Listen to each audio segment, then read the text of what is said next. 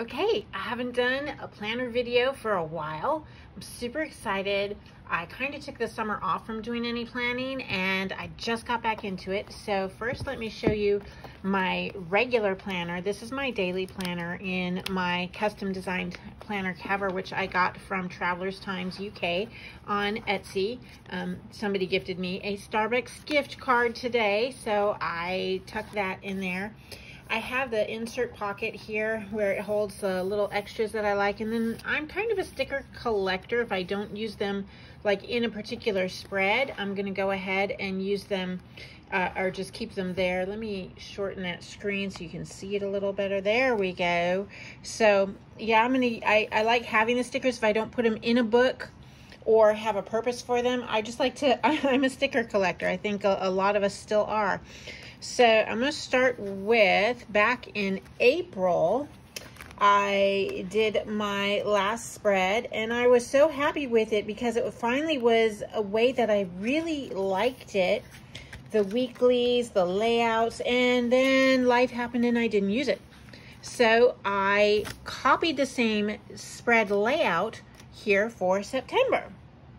So I have the calendar dates up here. The one thing that I didn't do that I wished I had, and I'll put it at the back of the September spread, is one page that's going to track, like, each month I like to focus on, like, what am I watching on TV? What's my favorite song? Which book am I reading that month? I want to try a new recipe each month. So I'm going to put all of that on one page at the end of September. So I start with the cover. And it's just a simple cover. I, of course, incorporated my teacup and the flowers, a Bible verse, and inspirationals. And then over here, I have my personal and my writing. So personal is going to be all of my appointments, work, medical appointments, any dates that I have with my friends. Writing is writing related. So it doesn't have to be writing. It could be if I'm featured on a podcast, if I'm recording somebody else and they're on my podcast, if I'm editing a project and the due date. So when did it start? When does it end? I'm going to fill all of that in.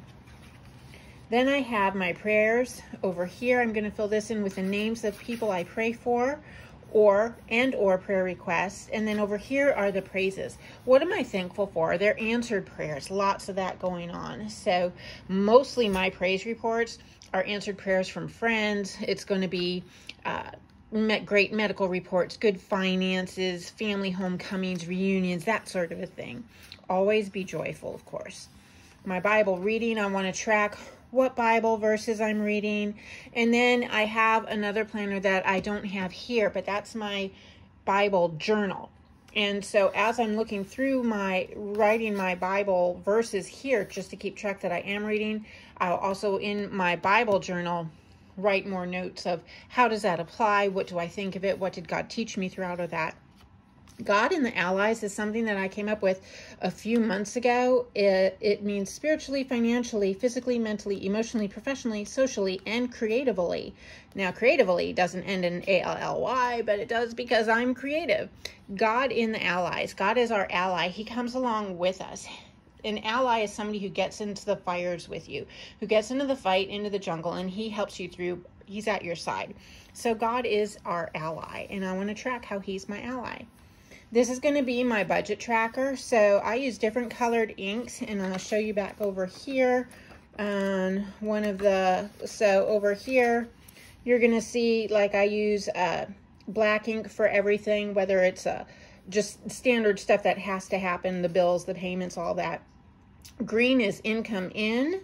Red is stuff that I did not need to spend. And blue is anything related to writing or editing, my side gig careers. I also keep track of prayers and praises financially, my total income, and a no spend challenge down here. I block out each date that I did not spend frivolously. And, you know, that's been a lot of fun too.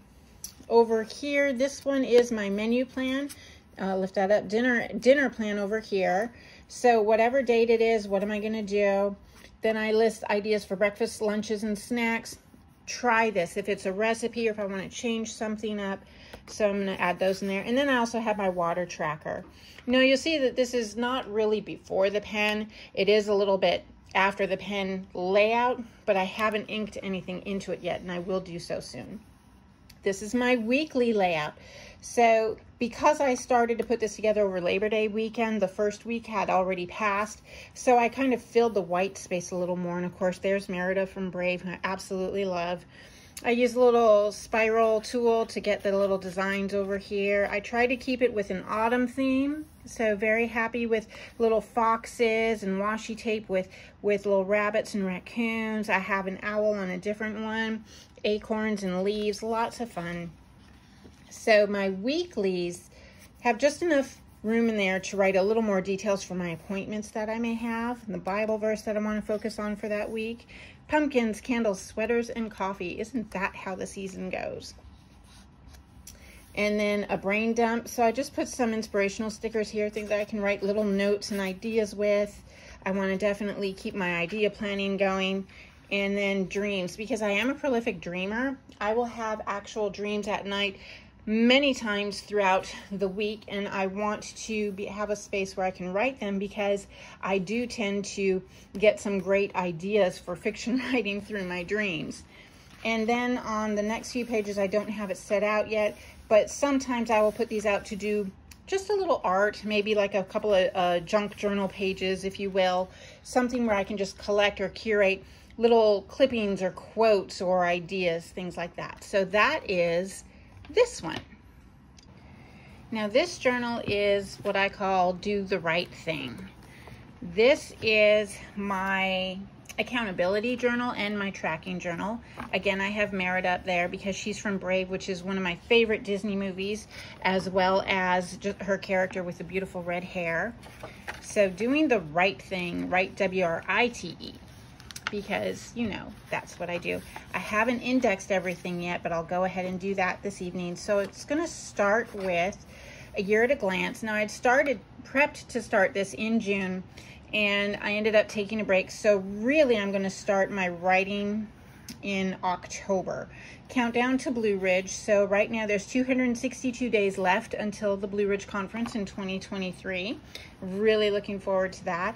And also I like how this mosaic is pretty colorful, and each day I get to just mark off another number on the block. 3 threes. So I want to grow spiritually, professionally, and personally, and I chose 3 different categories, or 3 different details for each one. Spiritually, I definitely want to complete my step study. I want to finish God and the Allies, and I want to start my teacup ministry. Professionally, I want to finish writing Blind Spot. I want to restart the First in Fiction podcast, and I need more speaking and teaching engagements. Personally, I'm looking for improvements in my financial health and my physical health, and I chose to dare greatly. That's a great quote by Roosevelt. If you ever get the chance to look up or listen to Man in the Arena, that's a wonderful, wonderful, wonderful speech. 5 prayers for the next year. So right now I have 3 prayers listed, and then I have 2 more, space for 2 more.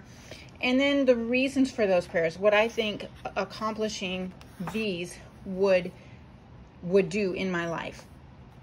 A year of God and the Allies. Again, God is in the Allies. He's your friend who comes along with you to take the journey with you.